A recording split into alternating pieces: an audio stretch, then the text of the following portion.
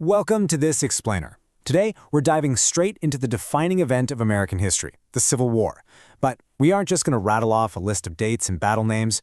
We're going to dig into exactly how a conflict that was fundamentally rooted in slavery forced the absolute brutal evolution of modern military strategy. And we'll look at how it left a profoundly complex legacy that honestly still haunts the nation today. Let's get into it. So let's start by challenging the incredibly naive expectations of 1861, because they clash completely with the grim reality of what the conflict actually became.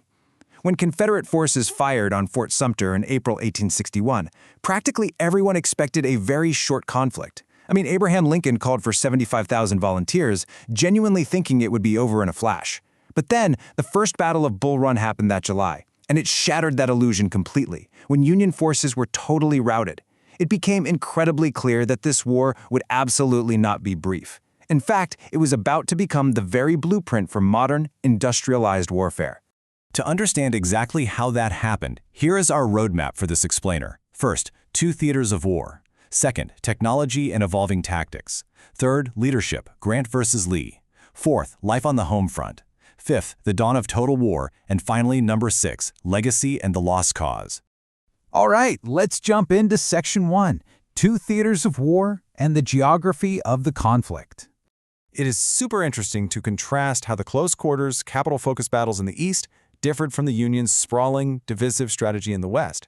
In the Eastern Theater, which was centered mostly on Virginia, the capitals of Richmond and Washington were literally just 100 miles apart. So, naturally, this is where the most dramatic, headline-grabbing campaigns happened early on.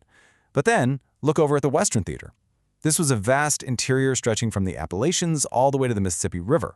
The Union strategy here was totally different. It was all about splitting the Confederacy apart and controlling vital waterways, a strategy that ultimately proved just as decisive to the war's final outcome. Moving right along to Section 2, Technology and Evolving Tactics, the Modern War Machine.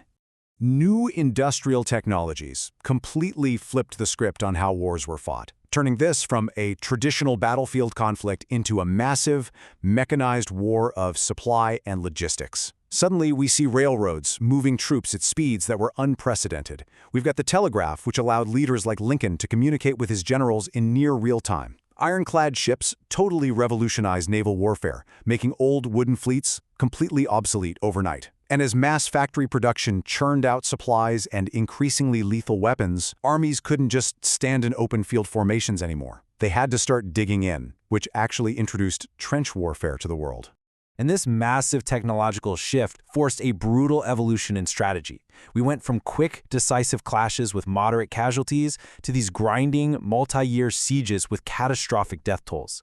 Just to put that into perspective, at the Battle of Antietam in September 1862, there were roughly 23,000 casualties in a single day. Think about that, the bloodiest single day in American military history. The focus of the military campaign shifted entirely. It was no longer just about maneuvering your army, it was about fighting a brutal, exhausting war of attrition and logistics. That brings us to Section 3, Leadership, Grant versus Lee, and a total clash of philosophies. This quote perfectly captures General Ulysses S. Grant's unflappable, relentless strategy. Lincoln eventually appointed Grant as the commander of all Union armies, because honestly, Grant fundamentally understood the grim math of modern warfare. He knew that sheer force and attrition would eventually grind the Confederacy down. During the Overland Campaign of 1864, the battles were absolutely horrific, and the casualty lists completely shocked the North, but Grant just kept the pressure on. He simply refused to retreat.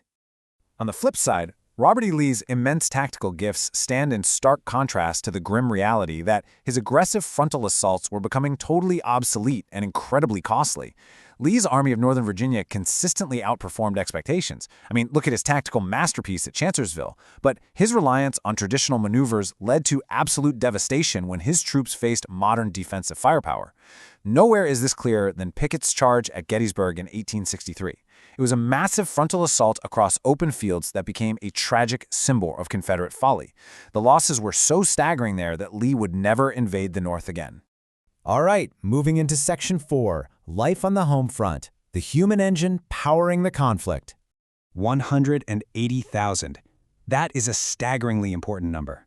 It represents the black soldiers who served in the Union Army following the Emancipation Proclamation in January 1863. That document declared enslaved people in Confederate states forever free, and it fundamentally transformed the entire moral character of the war. It was now explicitly, undeniably, a war to end slavery. And these 180,000 men fought with extraordinary distinction, despite facing brutal discrimination and the terrifying threat of execution or re-enslavement if they were ever captured. When you pull back and compare the broader home fronts, you clearly see two societies cracking under immense pressure, but in very different ways. Up north, the Union was industrializing rapidly, with women stepping into factories to feed the war machine. But it wasn't some perfectly unified front. The introduction of the draft sparked deadly riots in New York City by working-class white men. Meanwhile, down south, the agrarian confederacy simply couldn't keep up. Choked by a massive Union naval blockade, they faced outright starvation, catastrophic inflation, and growing, loud dissent from poor whites who realized they were dying in protests of what they called a rich man's war. Which leads us directly into Section 5, the dawn of total war, breaking the will. General William T. Sherman's famous March to the Sea basically pioneered the concept of total war. This was a deliberate, calculated, step-by-step destruction of the South's very capacity to continue fighting. After capturing Atlanta, Sherman's army marched 300 miles all the way to the coast, cutting a 60-mile-wide swath of absolute destruction. You see, they weren't just fighting an enemy army anymore. They were explicitly targeting the Confederate economy. They burned crops, destroyed railroads, and actively worked to break the civilian will to support the war effort. By the time Lee finally surrendered to Grant at Appomattox Courthouse in April 1865, the human cost of these attritional and total war strategies was almost unfathomable. The death toll sits somewhere between 620,000 and 750,000 soldiers. That is more dead than in all other American wars combined up to that point in history. The physical devastation of the South was absolute.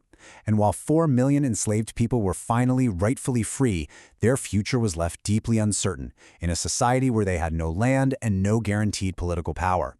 And finally, Section 6, Legacy and the Lost Cause, the long shadow of the war. The period right after the war, known as Reconstruction, brought some incredible, profound constitutional promises. We got the 13th, 14th, and 15th Amendments, which officially abolished slavery, guaranteed equal protection, and granted black men the right to vote. But tragically, these crucial advancements were systematically dismantled. Organized white supremacist terror groups like the Ku Klux Klan, combined with political exhaustion in the North, chipped away at that progress. By 1877, Southern states had successfully reasserted white supremacy through a harsh system of Jim Crow laws and voter disenfranchisement that would stick around for nearly another century. And hand in hand with that political rollback came a massive cultural one. If you want to understand the Confederate monuments and how the memory of the war was shaped over the last century, you absolutely have to understand the Lost Cause mythology. This was a deliberate post-war Southern narrative that actively tried to recast the Confederacy as this noble cause fought purely for states' rights, completely aggressively minimizing slavery's central role.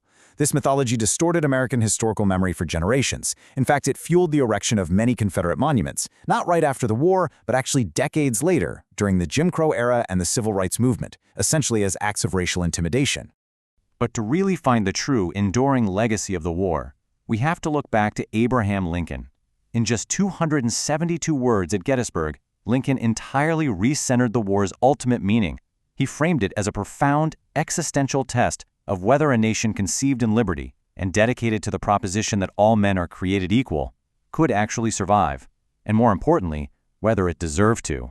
So we're going to conclude this explainer by asking you to think about that exact question. The Civil War redefined American identity. It massively transformed the power of the federal government, and it introduced the terrible, grinding mechanics of modern warfare. But when we look around today at the ongoing battles over historical memory, over voting rights and equality, we really have to ask, have we fully reconciled the legacy of that test? I'm going to leave you to think about how the ghost of this conflict continues to actively shape our modern world. Thanks for joining me on this explainer, and keep learning.